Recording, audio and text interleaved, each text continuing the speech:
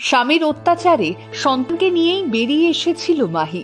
Divorcee মেয়ে জেনেও ছেলেটা তাকে বলেছিল, মাহি তোমাকে আমি টাকা পয়সা দিতে পারবো না, দামি গাড়িতে ওঠাতে পারবো না, দামি ফ্ল্যাট গিফট করতে পারবো না ঠিকই, কিন্তু সারা জীবন তোমার হাতটা শক্ত করে ধরে রাখতে পারবো।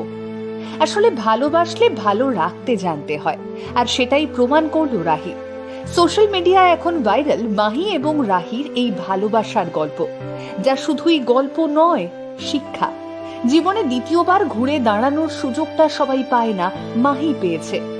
সমাজ মাধ্যমের পাতায় মাহি লিখেছে, আমি ডিভোর্সি মেয়ে, এক বাচ্চা সহ রাহি আমাকে বিয়ে করেছে। আমাদের প্রেমের বিয়ে হলেও ফ্যামিলিকে রাজি করিয়ে তারপর আমরা বিয়ে করেছি। আমি যখন শূন্য ছিলাম তখন রাহি আমার হাত ধরে বলেছিল, তুমি আমাকে বিয়ে করো, তোমাকে আমি টাকা পয়সা দিতে পারবো না, দামি গাড়িতে ওঠাতে পারবো না, দামি ফ্ল্যাট গিফট করতে পারবো না ঠিকই, কিন্তু সারা জীবন তোমার হাতটা শক্ত করে ধরে রাখবো। কখনো তোমাকে কষ্ট দেব না, তোমাকে যত্ন ও সম্মান দিয়ে, ভালোবাসা দিয়ে আগলে রাখবো। আমি তখন রাহিকে বারবার বলেছিলাম, আমি ডিভোর্সি, আমার একটা বাচ্চা আছে, আমার বাবা নেই যে অনেক কিছু দিয়ে এই সমাজের বোঝা মেয়েকে বিয়ে দেবে। তাছাড়া এই সমাজ তোমাকে অনেক কথা শোনাবে যে অবিবাহিত ছেলে কিভাবে একটা বাচ্চার মাকে বিয়ে করছে। তোমার বন্ধু মহলও তোমাকে অনেক কথা শোনাবে, কিন্তু রাহি আমাকে প্রমিস করে বলে সে সমাজের প্রথা ভেঙে দেখিয়ে দেবে ডিভোর্স কখনো একটা মেয়েকে দমিয়ে রাখতে পারে না।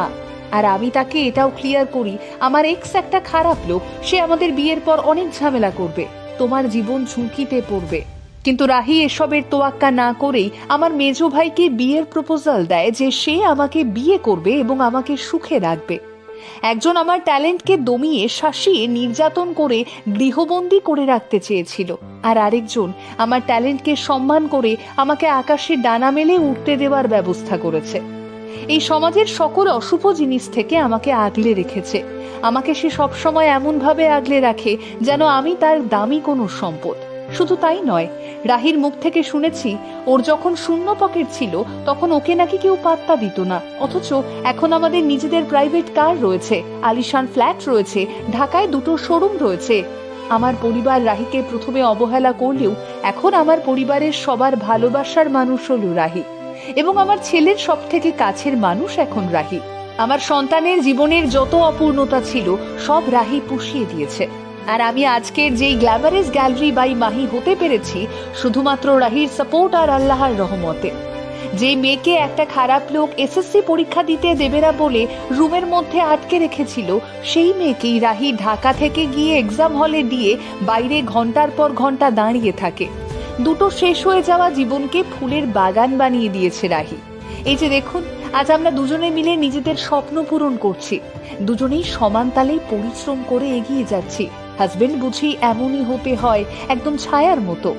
জীবনে আমি অনেক কষ্ট করেছি, অনেক।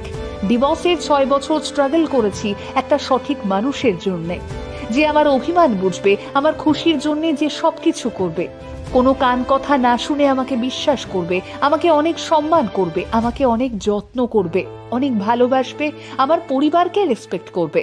আমি সত্যিই তাকে পেয়েছি। আমার বার্থডেতে সে সবসময় আমাকে সারপ্রাইজ দিয়েছে।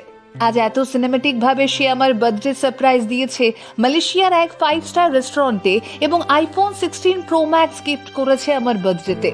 যদিও একটা সময় আমরা 2000 টাকা দিয়ে ট্যুর প্ল্যান করতাম, রিক্সা ভাড়া বাঁচিয়ে বাজার করে আনতাম, একটা বালিশ আর একটা ছোট আর একটা চৌকি ছিল ঘুমানোর জন্য, আর সাথে একটা হাঁড়ি, একটা কড়াই। এই দিয়ে আমাদের অভাবের সংসার শুরু।